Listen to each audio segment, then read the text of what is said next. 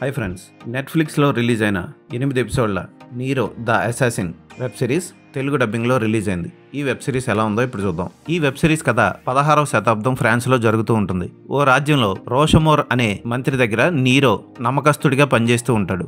అతను ఏం చెప్తే అది చేస్తూ ఉంటాడు. అతనికి కాబోయే అల్లుడిని కూడా చంపేస్తాడు. అలాంటి నీరోని ఓ మంత్రగత్తెకి అమ్మేస్తాడు మంత్రి. మరోవైపు తనకు కూతురు ఉందని తెలుసుకొని ఆమెను వెతికి ఆమెను కాపాడాలని హొరాస్ ద్వారా తెలుసుకున్న నీరో తన కూతుర్ని వెతుకుతూ ముందుకెళ్తాడు. కూతురు దొరికిన తర్వాత రాజ్యంలో పూజారులకి ప్రభువులకి మధ్య గొడవలు జరిగి పూజారుల రాజ్యం ఏర్పడుతుంది. మరోవైపు తన కూతురు మీద ఉన్న అపవాదుని తీసేయాలని ఎంతగానో ప్రయత్నిస్తున్న నీరోకి ఎదురైన ఆటంకాలు ఏంటి, మహారాణితో ప్రేమ, ఇవన్నీ ఎక్కడి వరకు వెళ్ళాయన్నది వెబ్ సిరీస్ చూసి తెలుసుకోవాలి. ఇది ఒక వెరైటీగా సాగే పాత స్టోరీ అని చెప్పొచ్చు. ఎందుకంటే ఈ టైప్ కథను మనం తెలుగు సినిమాలో చాలా చూసాం, కానీ టేకింగ్ కానీ విజువల్స్ కానీ అదిరిపోతాయి. కొన్ని గెటప్లు వెరైటీగా అనిపిస్తాయి, అపోకలిప్టోలా కూడా అనిపిస్తాయి. ఉదాహరణకి పరిహారం అనే ఒక గ్యాంగ్ తిరుగుతూ ఉంటుంది. అది మనుషుల చెవులు, తలలు, వేళ్ళు నరుకుతూ ఉంటుంది. ఈ గ్యాంగ్ని చూసినప్పుడు మనకి అపోకలిప్టో గుర్తొస్తుంది. అయినా వెబ్ సిరీస్ 8 ఎపిసోడ్లు ఇంట్రెస్టింగ్ గానే తీశారు, ఆకట్టుకుంటే కూడా. పియో మార్మై నీరో పాత్రలో బాగా చేశాడు. ఎలైస్ ఈసాజ్ యువరాని హార్టనీస్ పాత్రలో చాలా బాగా చేసింది. హొరాస్ పాత్రలో ఒలివియర్, రోషమోర్ పాత్రలో లూయిస్ డోడే బాగా చేశారు. లోథర్ పాత్రలో యాన్ గేల్ కూడా ఓకే అనిపిస్తాడు.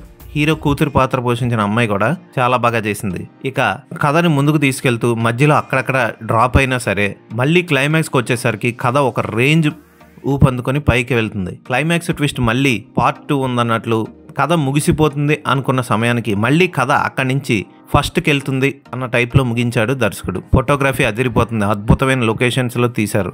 ముఖ్యంగా ప్రళయం ఏర్పడుతుంది అంటూ ఇండికేషన్స్ అంటూ ఎండిపోయిన నదులు, ఏది కనపడితే దాన్ని తినేయడానికి ఆకలితో అల్లాడుతున్న ప్రజల్ని తెర మీద సూపర్గా విజువలైజ్ చేసి చూపించారు.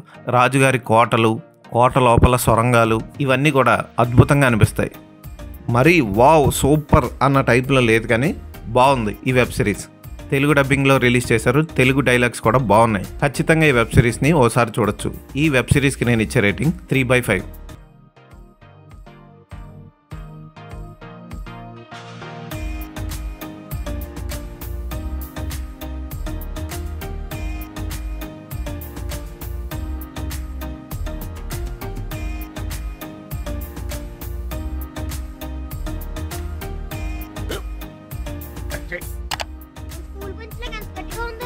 కొట్రా, కొట్టు, పర్లేదు, కొట్టు.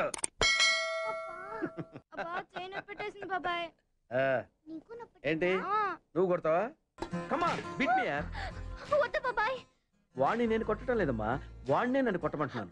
నువ్వేం కంగారు పడక్కర్లేదు. అడుగుతావేంటి?